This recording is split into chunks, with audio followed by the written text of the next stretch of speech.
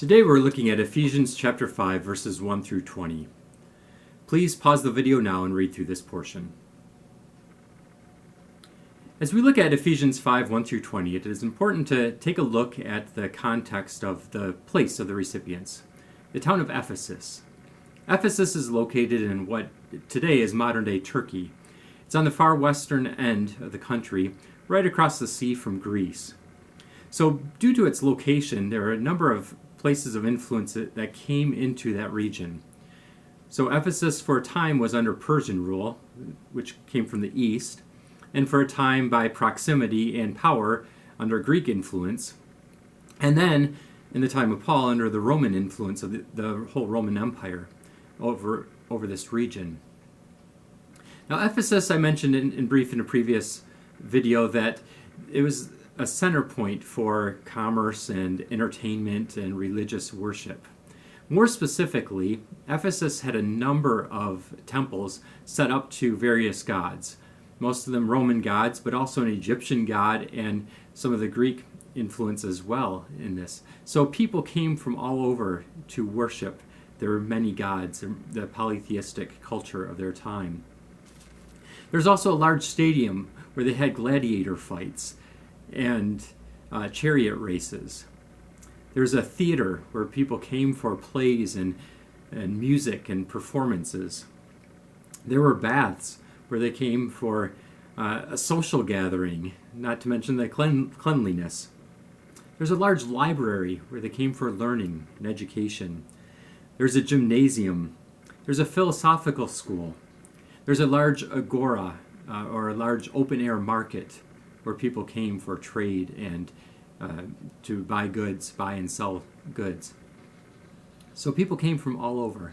Now notably, for the context of Ephesians chapter 5, we look specifically at also something else that was going on there. There were brothels. And these brothels were set up in such a way that it wasn't just that it was accepted practice, but it was actually highly respected and valued practice. Very contrary to what Paul teaches here in this passage, and we'll see in a moment. But the women of these brothels were actually educated and generally wealthy. So people coming from all over to Ephesus for a number of different things. And it's interesting, Paul picks up on some of these things in Ephesians 5. Most notably, beginning in verse 3, Paul says, "But among you there must not be even a hint of sexual immorality, or of any kind of impurity, or of greed, because these are improper for God's people." So Paul right there very pointedly addressing the culture of Ephesus to his readers, the sexual immorality, but also mentioning the greed, thinking of this as a place of trade as well. So the sexual immorality of the brothels, the greed that was involved in the agora and the marketplace. He also talks about there must not be any obscenity, foolish talk, or coarse joking, which are out of place, but rather thanksgiving. Now you can picture people gathering in these baths and the conversations that happen. We'd call it today locker room conversations. So these are things that Paul is pointing out here, the obscenity, foolish talk, coarse joking. Paul here is addressing a lot of things that were going on that were not just happening, but also valued in the culture of Ephesus at that time.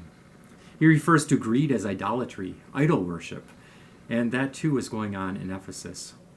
So as we read this passage, it's a continuation of the end of chapter 4, where Paul is giving this contrast of how followers of Jesus ought to live versus ways of the flesh or of the world going on.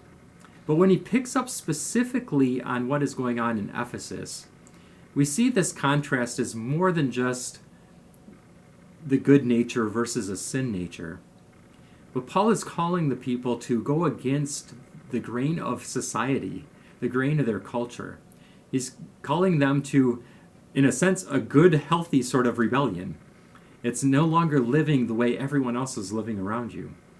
No longer participating in the actions of the culture.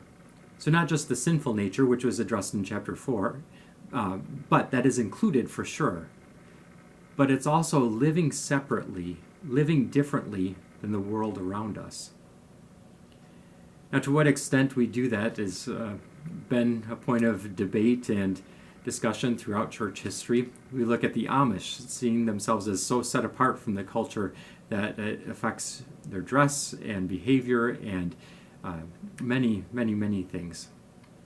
Others look at how, as Christians, do we engage the culture? Do we set up our worship services to resemble the music halls and the concert venues so that people feel comfortable coming to church?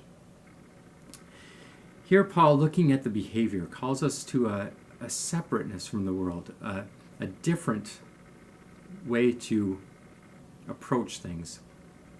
I think he kind of summarizes it when you look at verse 18 here. It's about control. We mentioned the active and passive nature of the sinful nature and the active and passive part of our relationship with God in our previous video. But in verse 18 he says, "Do not get drunk on wine, which leads to debauchery." In other words, drunkenness leads to other things, other behaviors. "Instead, be filled with the Spirit of God." So a contrast there of control. Is it the alcohol controlling, or is it the Spirit of God that is controlling and leading? He then wraps it up by encouraging his readers to speak to one another in hymns and psalms and spiritual songs. Really, in a sense, picking up on the language of the theater, going to the concert. But here it's songs that build one another up. Not just songs of entertainment, not just the theater of entertainment, but it's an encouragement to one another to build each other up with our songs and with music. The world's ways and God's ways can be very different. Stark contrast between the two. But yet we see, as Paul lays out for us, that the ways of God are far better.